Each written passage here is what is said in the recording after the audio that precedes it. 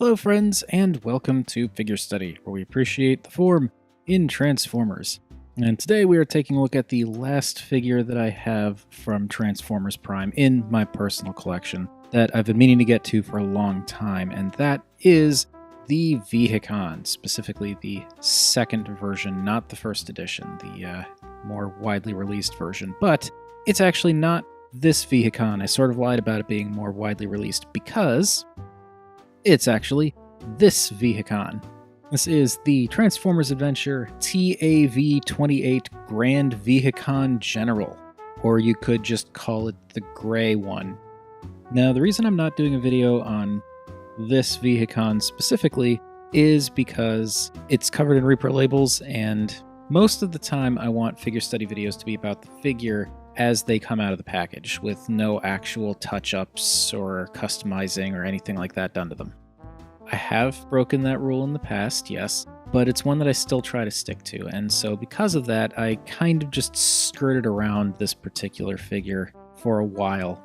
But now that I have the Grand General Vehicon, I can just do that, because I haven't done any kind of touch-ups or anything to this figure.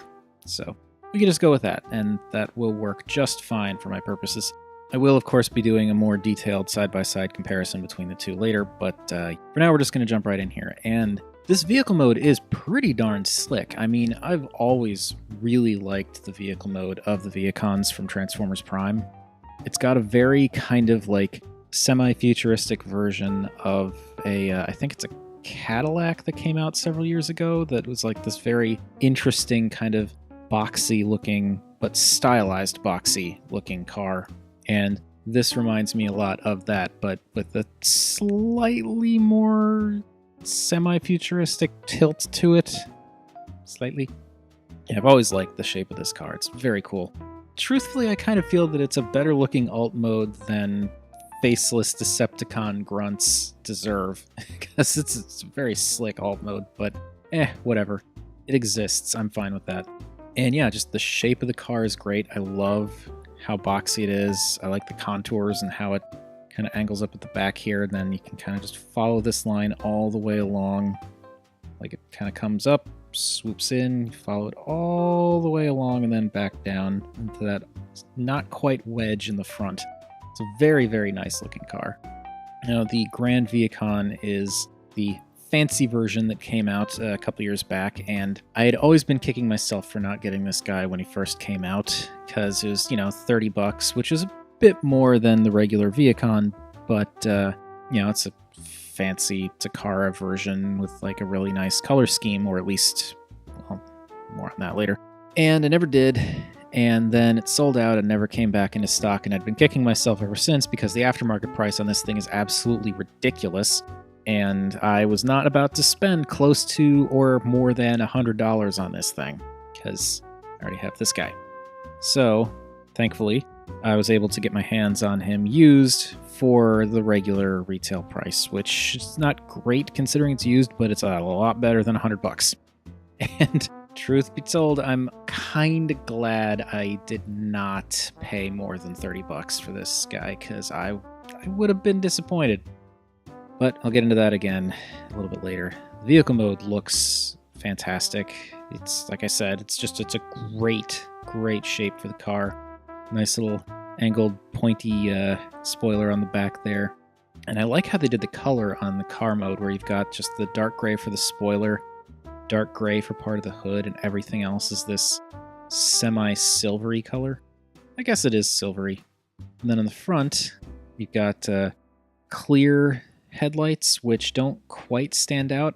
I kind of feel like these could have been a color or darker or something so that they stand out more as headlights, because when you're just looking at it, they don't really show up that well. But there's some nice red detail in the front there and some black for the sort of split grille, which does look good. And this guy has a spot for a Decepticon logo. There is, since this is a Transformers Adventure figure, there was a QR code sticker right here that was huge and ugly, and I hated it.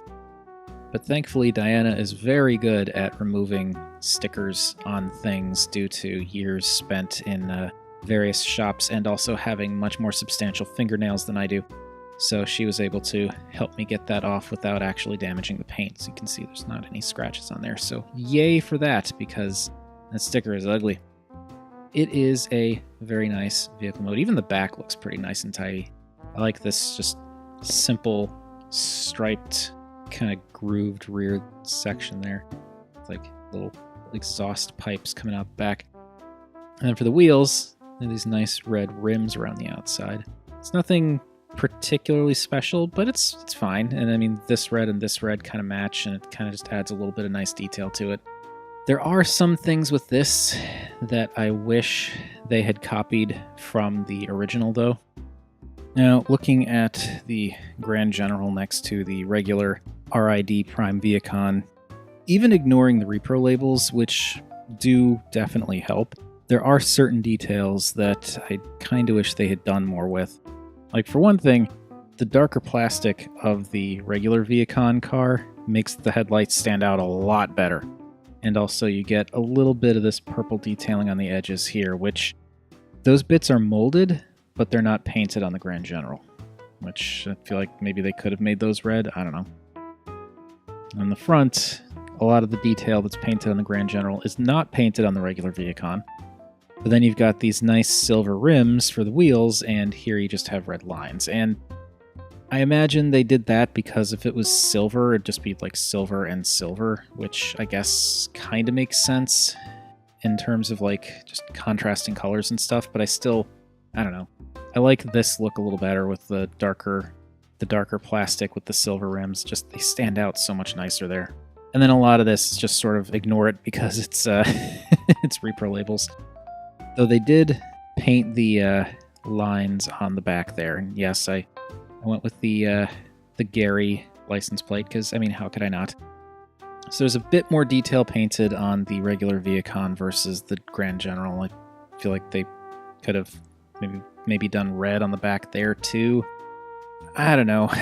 It's not bad in and of itself, but like for what's basically a premium priced repaint of a figure that you could get for like 15 to 20 bucks, I don't think it's unreasonable to expect a little bit more paint for your money. Though, to be fair, I think a fair bit of this is actually painted on the outside. Like, I can't quite tell if this is silver plastic or if it's actually painted. I think it's actually painted. Like, if you look at it here, it does actually look like it might be painted. So I guess if we look at it that way, like all the silver on the outside of the car is paint, then yeah, there's a lot of paint on this guy. It still would have been nice if some of the finer details were painted, though. And in terms of general size comparisons, you can see, actually push it back a little bit, you can see that it's a pretty compact vehicle mode.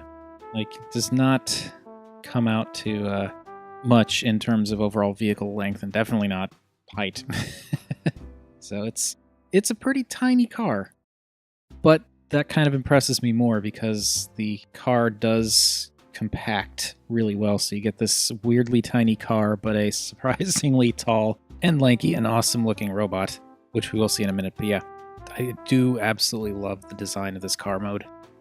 Now, before we move on to the transformation, one more thing I do want to point out is an issue that I had with the regular Vehicon that I have with the Grand General, and that is the windows.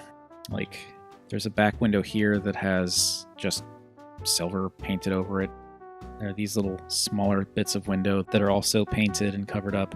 Then you've got the side windows and the windshield that are just a straight up see-through, totally clear plastic. And I said this in the last video with Movie Masterpiece Barricade.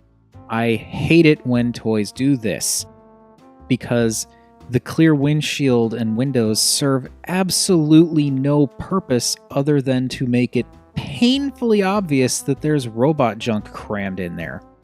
Why couldn't these have been done in like a different color plastic, like a darker plastic or something, or painted or something? I don't know. I hate it when they do the clear plastic and it's just a window to disappointment. Ugh. Anyway, that's enough of that ranting for now, so let's get to the real reason that you're all probably here, and the thing that surprisingly disappoints me the most about this.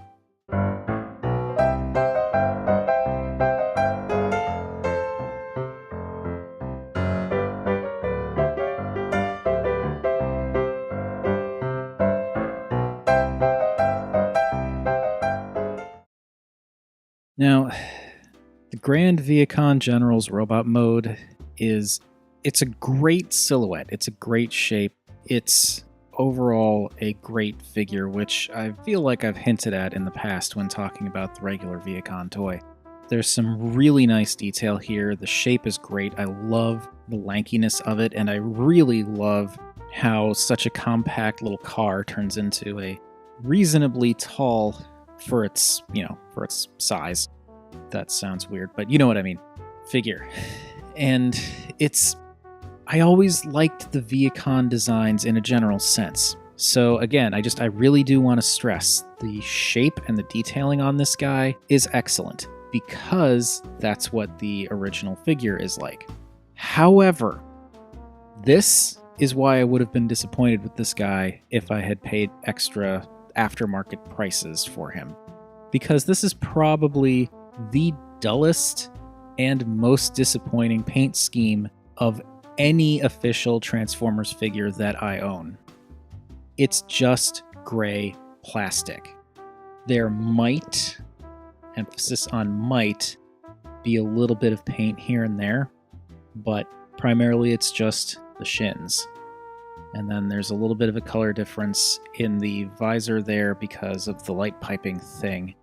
I mean, it may even look in the camera like there's a lot of paint on this guy because of the way it shines, but no, that's just gray plastic. The robot mode is almost, because, you got those bits down there.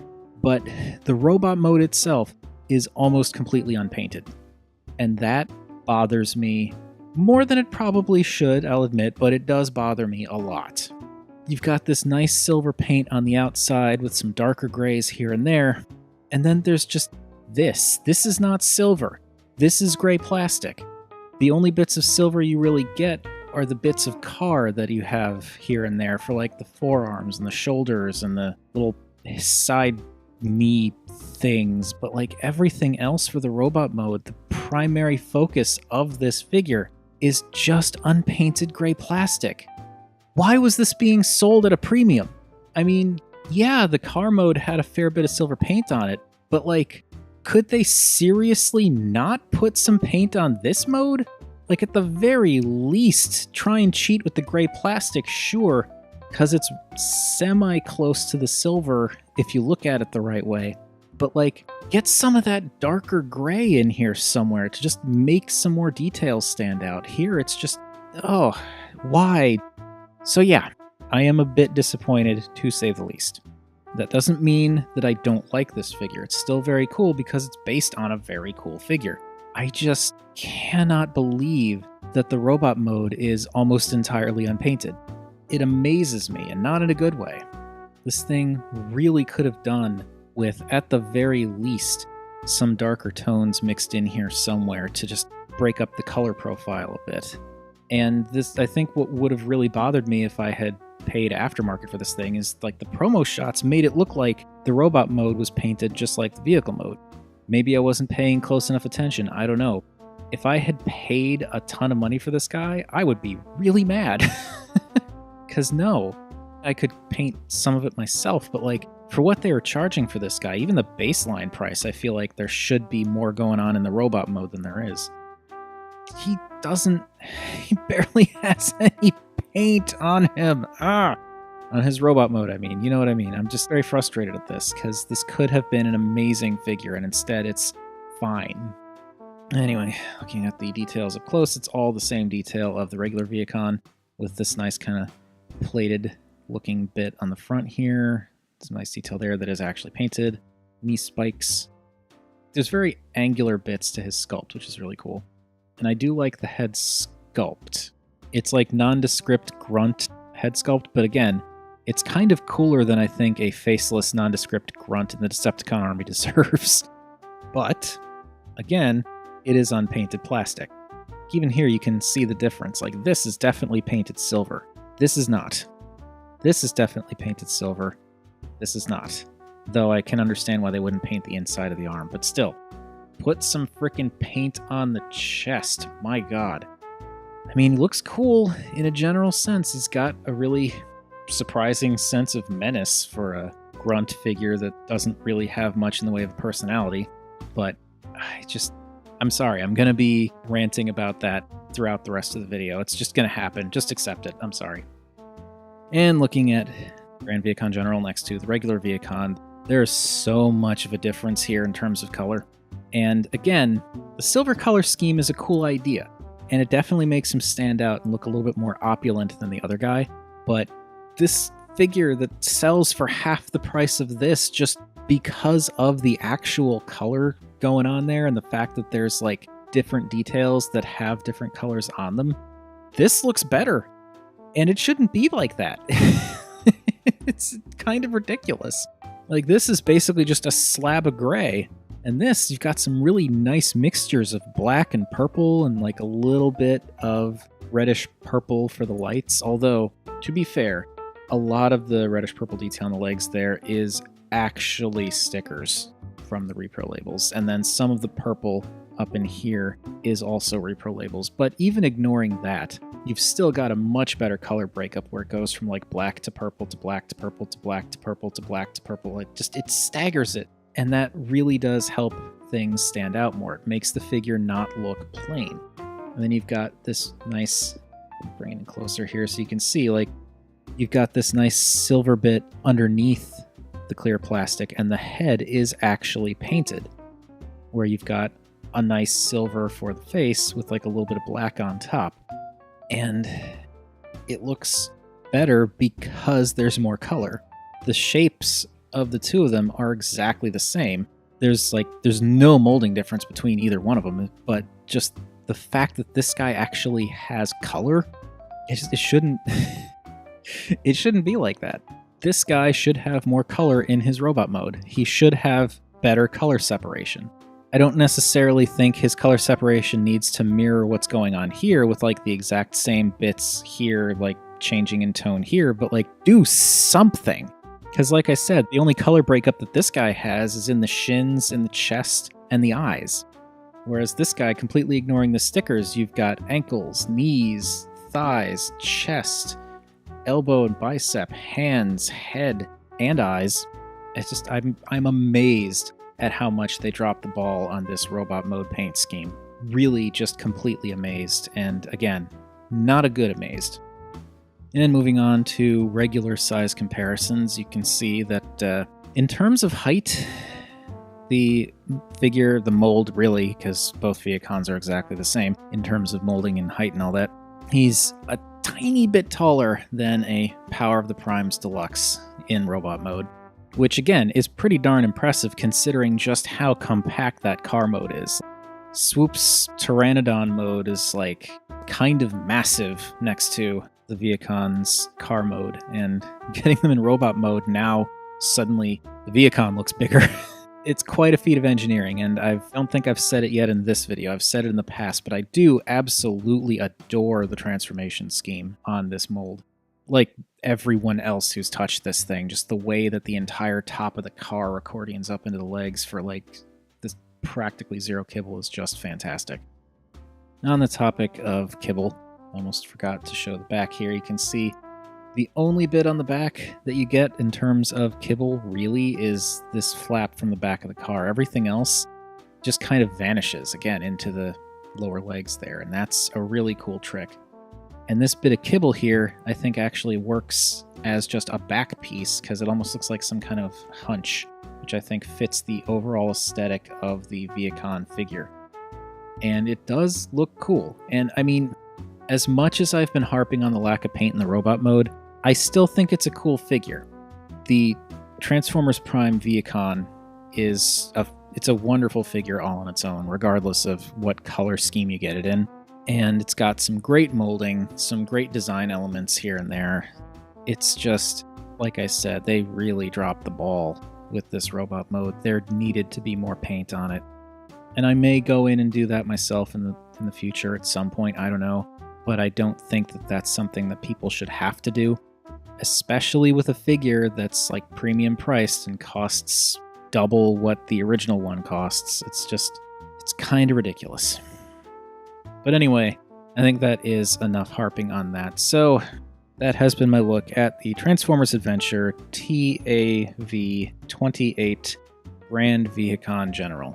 But what are your thoughts? Do any of you out there have the Grand Vehicon General, and is this some kind of weird defect where mine just doesn't have paint in robot mode? I don't know that I'd be shocked if it turned out to be some kind of really weird QC issue, but at the same time, because other parts of the robot mode have some paint on them, I feel like it's probably not a QC issue, and instead just they put all of the paint budget into the vehicle mode. But yeah, and between the Grand General and the regular Vehicon, which is your preference? Because I mean, like I said, this guy, he looks cool on his own, but it's just that lack of paint that gets to me every time. I have to say I like the color breakup with the regular Vehicon better. And have you been inclined to try troop building with these guys at all? Because if so, it makes sense that you'll want to have a bunch of the regular ones to be grunts and then get one that stands out, either like this guy or the flying one that has the wings. Like have someone to kind of act as the boss. Whatever your thoughts, feel free to comment down below. I do enjoy hearing from you all. And while you're at it, also feel free to like or subscribe. Any combination of those three things would make me a happy Rob. And remember, art is more than meets the eye, but sometimes not so much.